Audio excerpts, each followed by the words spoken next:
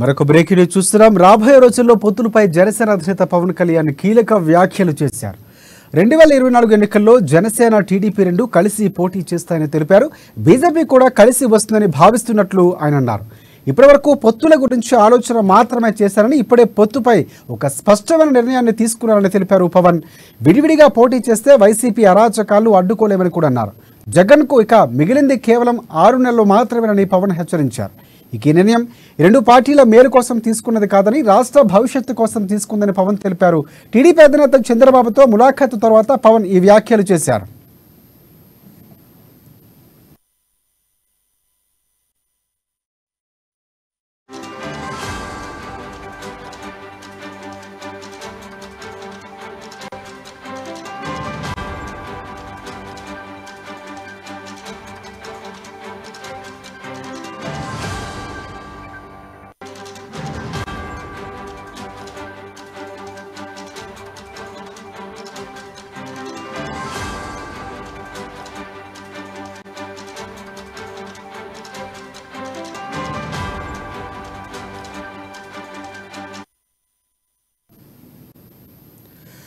రాబోయే రోజుల్లో పొత్తులపై జనసేన అధినేత పవన్ కళ్యాణ్ కీలక వ్యాఖ్యలు చేశారు. 2024 ఎన్నికల్లో జనసేన టీడీపీ రెండు కలిసి పోటీ చేస్తాయని తెలిపారు. బీజేపీ కూడా కలిసి వస్తుందని భావిస్తున్నట్లు అని తెలిపారు. ఇప్పటివరకు పొత్తుల గురించి ఆలోచన మాత్రమే చేశారని, ఇప్పుడే పొత్తులపై స్పష్టమైన నిర్ణయాన్ని తీసుకున్నారని పవన్ తెలిపారు. విడివిడిగా పోటీ చేస్తే వైసీపీ అరాచకాలు అడ్డుకోలేమని అన్నారు పవన్. జగన్కు ఇక మిగిలింది కేవలం 6 నెలలు మాత్రమేనని పవన్ హెచ్చరించారు. ఈ నిర్ణయం రెండు పార్టీల మేలు కోసం తీసుకున్నది కాదని, రాష్ట్ర భవిష్యత్తు కోసం తీసుకుందని పవన్ తెలిపారు. టీడీపీ అధినేత చంద్రబాబుతో ములాఖాతు తర్వాత పవన్ ఈ వ్యాఖ్యలు చేశారు.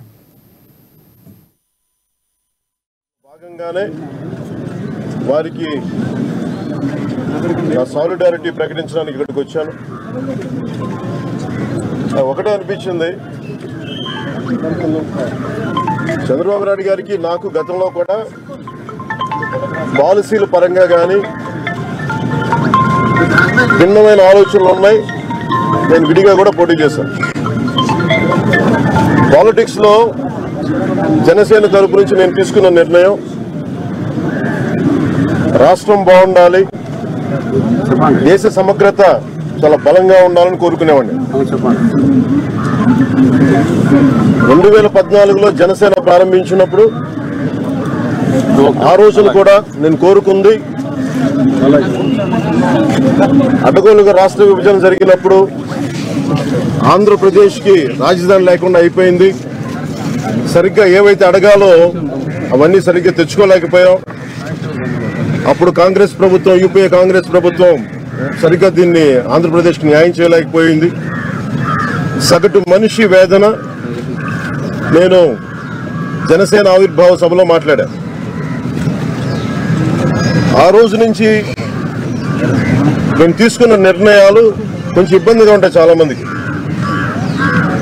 నేను నరేంద్ర మోదీ గారికి మద్దతు తెలిపినప్పుడు ఆ రోజున 2014లో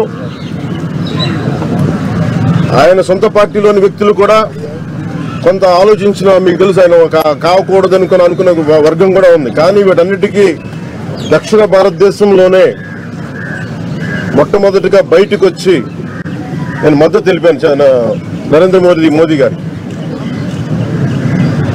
దానికి కారణం అంటే ఈ రోజున నా మనస్సుని ఆవిష్కరింపజేస్తున్నాను. దేశానికి చాలా బలమైన నాయకుడు కావాలి. దానికి కారణం ఆ రోజు నరేంద్ర మోదీ.